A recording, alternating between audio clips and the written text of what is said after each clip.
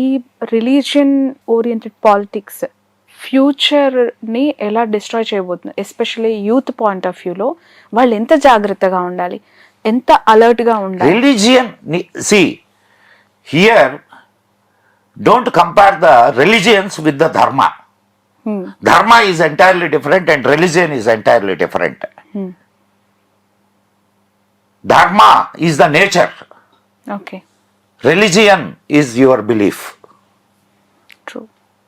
ఇక్కడ సనాతన ధర్మంలో నుంచి కొన్ని రిలీజియన్స్ వచ్చినాయి అండ్ ఎక్కడి నుంచో కొన్ని రిలీజియన్స్ ఈ దేశంలోకి వచ్చినాయి. అడాప్ట్ చేసుకున్నాం, చేసుకోలేదు, రుద్దబడ్డాయి. అవునా కాదమ్మా? సి మనం పదాలు వాడేటప్పుడు కూడా చాలా జాగ్రత్తగా వాడాలి. రుద్దబడ్డాయి. ఎవడమ్మా క్రిస్టియానిటీని తీసుకునేది? It's a very good marketing religion, very good marketing religion. దానికి కంటిన్యూయేషన్ గానే నేను ఒక క్వశ్చన్ యాక్చువల్గా మిమ్మల్ని అడగాలనుకున్నానండి. వాస్తవానికి ఈ మధ్య కాలంలో మా చిన్నప్పటి నుంచి గుర్తు, సుప్రభాతము, లేదంటే శనివారం వెంకటేశ్వర స్వామివి, శుక్రవారం అమ్మవారి పాటలు, సోమవారం శివుడు పాటలు, ఇట్లా మన ఇళ్లలోనే కాదు చుట్టుపక్కల ఎవరైనా సరే, పోనీ గుళ్ళు ఉన్నాయంటే అక్కడ కూడా అలాంటివే పెట్టేవాళ్ళు వింటూ పెరిగాం. చర్చుల్లో సుప్రభాత తరహాలో ఒక బైబిల్ సూక్తి, అమ్మవార్లు అక్కడుండే అమ్మవార్లకు మన అమ్మవార్లకు చేసే అలంకరణ లాంటి అలంకరణలు, మన కట్టిన గుళ్ళ లాంటి చర్చులు, అంటే ఆకారాలు, ఇవి ఎందుకు చూస్తున్నాము? అంటే వాళ్ళ బైబిల్లో ఉందా? అస్సలు లేవు, కాపీ పేస్ట్లు. ఎందుకు? ఏమొస్తుంది? నీకు ఒక విషయాన్ని బాగా అర్థం చేసుకోమ్మా. వాళ్ళెవరు చేసేవాళ్ళు ఎవరు అక్కడ? ఇవన్నీ చేసేవాళ్ళు ఎవరు? నీ వాళ్ళు, నీ ధర్మంలో నుంచి వెళ్ళిన వాళ్ళు. ఎందుకు వెళ్తున్నారు చెప్తాను. Why they are addict? Because of the marketing. Okay, because of the marketing strategy. ఇప్పుడు నీకు చెప్పాను కదా ఇందాక, ఆధ్యాత్మిక తపన ఒకటి ఉంటది, అది ఇక్కడ తీరలా. అక్కడ వాళ్ళకు కంటిన్యూగా వాళ్ళని బ్రెయిన్ వాష్ చేసేటటువంటి ఒక సిస్టమ్ ఉంది, అడాప్ట్ అయ్యారు. అయినప్పటికీ ఇక్కడ ఉండేటటువంటి కల్చర్ ని వాళ్ళు వదులుకోలేకుండా ఉన్నారు. ఓకే, బాగా అర్థం చేసుకో. అది కావాలనిపిస్తుంది కానీ దీన్ని వదలాలనిపించట్లేదు కదా. బట్ అది కంటామినేట్ అవుతుంది కదా, అవుతుంది. అంటే మన రోజులకి నేను చెప్తా, నేను ఇప్పుడు నీకు నువ్వు ఇందాక అన్నావు ఆయన సాయిబు కదా అని. ఎవరు? సాయిబాబా.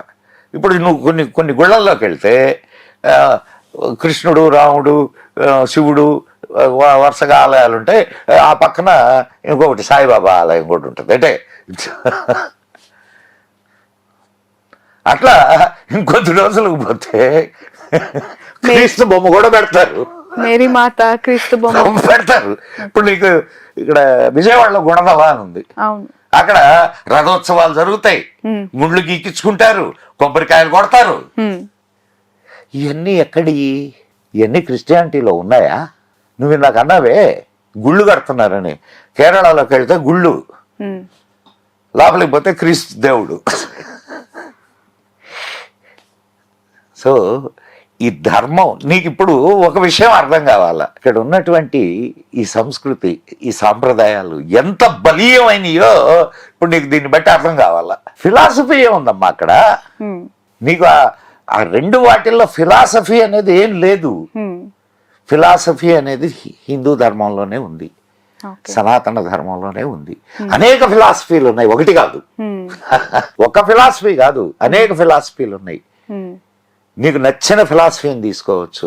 ఎవరిష్టం వాళ్ళది, ఎవరి ఎలా ఉండాలనుకుంటే అలా ఉండొచ్చు భారతదేశంలో అనేది చాలా పెద్ద ఎత్తున వినిపించే ఒక పదం అందరి నుంచి కూడా. కానీ ఈ మార్పిడి అనేది హిందూ ఎవరిష్టం వాడిది అనేది నీకు మాత్రమే చెప్పబడుద్ది. నీకు నువ్వు హిందువు కాబట్టి.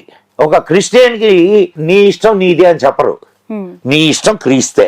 ఇస్లాం మతాన్ని అవలంబించేవాడికి నీ ఇష్టం అల్లానే, నువ్వు చదవాల్సింది ఖురాన్. అంతే. You are not supposed to. But ఎందుకు ఇట్లా మైండ్ డైవర్షన్ అవుతోంది హిందూ? వాళ్ళ సంఖ్య పెంచుకోవడానికి, సంఖ్యాబలంతో కదా ఇప్పుడు ఇక్కడ పాలిటిక్స్ అన్ని జరుగుతాయి. These are all the political religions, not philosophical religions. Philosophical religion నీకు చూడు, ఇప్పుడు నీకు ఇంకొక మంచి యాంగిల్ చెప్తాను నేను. ఇతర దేశాల నుంచి, ఇతర దేశాల్లో ఇప్పుడు చాలా మటుకు క్రిస్టియానిటీని వదిలేస్తున్నారు అండ్ ముస్లిం మతాన్ని వదిలేసామని చెప్పుకోవడానికి భయపడుతున్నారు. ఎందుకనంటే వదిలేస్తే చంపేస్తారు. నాకు ముస్లిం మతం ఇష్టం లేదు అని ఒక ముస్లిం అంటే చంపేస్తారు. సర్తన్ సే జుబా. అవునమ్మా, you go in YouTube and search for ex Muslim. ఎన్ని యూట్యూబ్ వీడియోలు కనిపిస్తాయో చూడు. బట్ ఒక హిందూ కన్వర్ట్ అవ్వాలనుకుంటే వెరీ గోల్డెన్ వాక్ ఉంటుంది అక్కడ. అసలు హిందువుకి నీకు పారామీటరే లేదు. నువ్వు ఉండు పో, ఈజీ కేక్ వాక్ అయిపోయింది. నిన్ను ఎవడైనా ఆపుతాడా పట్టుకొని? నేను వేరే మతంలోకి పోతున్నాను అని అంటే నిన్ను ఎవడైనా ఆపుతాడా? ఎవడు ఆపడు. కారణం ఏంటంటే ఇక్కడ సత్యాన్ని తెలుసుకోవడం అనేది ముఖ్యం. సత్యాన్వేషణ అనేది ప్రతి ఒక్కడి కర్తవ్యం. సత్యం ఏది? ఉన్నది ఒకటే సత్యం. ఆ సత్యం ఏది? ఆడ సత్యం లేదు అని తెలిసిన తర్వాత వచ్చేస్తాడు కొన్ని రోజులు. భారతదేశం ఒక గొప్ప దేశం, సనాతన ధర్మం, మన సంస్కృతి, సంప్రదాయాలు, సాధువులు, ఇవన్నీ చూస్తూ ఉన్నప్పుడు the richest and very cultured one of the country India అని మనం గొప్పగా చెప్పుకున్నప్పుడు, ఈ ట్రాన్స్ఫార్మింగ్ అంటే ఇటు నుంచి అటు గోడ దుంపుతున్న వాళ్ళు, ఇటు నుంచి అటు బొట్టు పెట్టకుండా, చేతులకి గాజులు వేసుకోకుండా. ఇంకొక చిన్న యాంగిల్ చెప్తాను నిన్నమ్మా. సపోజ్ పాకిస్తాన్లో అటు నుంచి ఇటు వచ్చాడు అనుకుందాం, బతుకుతాడా? లేదు ఒక క్రిస్టియన్ కంట్రీలో నేను క్రిస్టియానిటీని వదిలేస్తున్నాను, నేను ఇంకొక మతాన్ని తీసుకుంటాను అని అంటే గమ్ముకుంటారా? ఇప్పుడు కొంచెం సాఫ్ట్ అయి ఉన్నారు,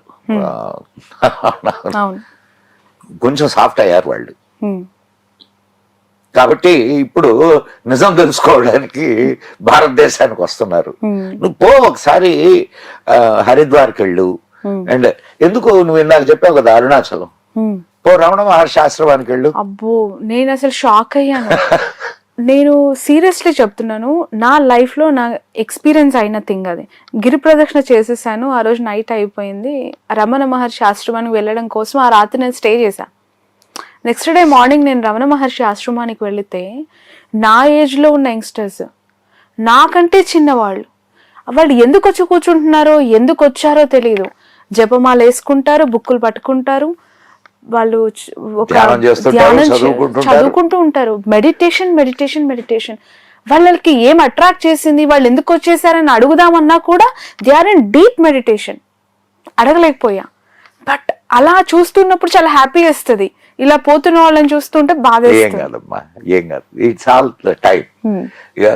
మనం ఏమనుకుంటున్నాం అంటే ఇక్కడ భారతదేశంలో ఇట్లా చాలా మంది చాప కింద నీళ్లు లాగా. నీ స్ట్రెంగ్త్ నీకు తెలుసుకోవడం లేదమ్మా. ఇప్పుడు నీ స్ట్రెంగ్త్ నీకు తెలుస్తున్నది. ఇప్పుడు నీ స్ట్రెంగ్త్ నీకు తెలుస్తుంది. ఈ పోయేటటువంటి వాళ్ళందరూ వాళ్ళ బిడ్డలకి ఈ ధర్మం గురించి చెప్పకే వెళ్తున్నారు అని అంటే వాళ్ళకి సరైనటువంటి ఫీడ్ ఇవ్వక రేపు శ్రావణి బిడ్డలు వెళ్తారా? బట్ ఎంతవరకు ఆపగలుగుతారు ఇప్పుడున్న generations? They are in lot of people, they are coming back. Okay, they are coming back. If you see in the foreign countries చాలా చర్చీలు అమ్మకానికి ఉన్నాయి. Okay, right. అండ్ ఇంకొకటి, ఇప్పుడు అక్కడ క్రైస్తవాన్ని వదిలేసే వాళ్ళు ఉన్నారు. అయితే క్రైస్తవాన్ని వదిలి వాళ్ళు దేనికి వెళ్ళారు? కొందరు అసలు దేవుడే లేడనే స్థితికి వచ్చారు, నాస్తికులుగా. కొందరు హైందవ ధర్మంలోకి వచ్చున్నారు. హైందవ ధర్మంలోకి వచ్చున్నారని కూడా నేను చెప్పను. వాళ్ళు వెతుకులాట మొదలు పెట్టారు. ఇది they are search of the truth. ఉత్తరాదిలో గతంలో అనేక చోట్ల గుళ్ళు కూల్చేసి మసీదులు కట్టారు, లేదంటే వాళ్ళు అక్కడ నమాజ్ చేసుకునే వాళ్ళు, ఇట్లాంటి వార్తలు మనం చాలా చాలా విన్నాం గతంలో. దక్షిణాదిలో అలాంటి ఘటనలు ఉన్నాయా ఎక్కువగా? నీ హైదరాబాద్ లో లేవా? ఎక్కడికో పోతున్నావమ్మా, నీ హైదరాబాద్ లో లేవా? ఎందుకు కూల్చేసి మసీదులు కట్టాల్సిన ఒక నీచమైన ఆలోచన, ఒక నీచమైన ఆలోచన. నా రాజ్యం ఇది, నేను చెప్పిందే వినాలా, అల్లాయే దేవుడు. అల్లాను కాదంటే నిన్ను చంపేస్తాం. నువ్వు విగ్రహాలని వాటిని నువ్వు పూజించడానికి లేదు, విగ్రహాలు ఆలయాల్ని ధ్వంసం చేస్తాం. కర్నూలు దగ్గర ఒక శక్తిపీఠం ఉన్నది తెలుసా? జోగులాంబ. వెళ్ళావా ఎప్పుడైనా? అందులో మసీదు